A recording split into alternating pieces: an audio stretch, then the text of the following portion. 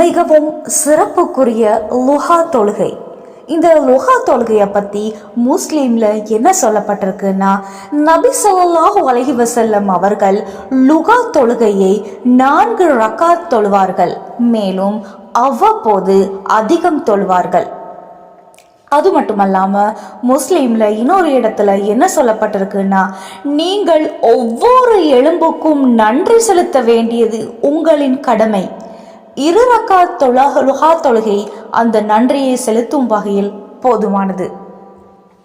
நாளை முழுவதும் உங்களை கவனிக்க அல்லாஹ் உத்தரவிட்டு விட்டான் என நபி ஸல்லல்லாஹு அலைஹி வஸல்லம் அவர்கள் சொன்ன ஹதீஸ் உள்ளது.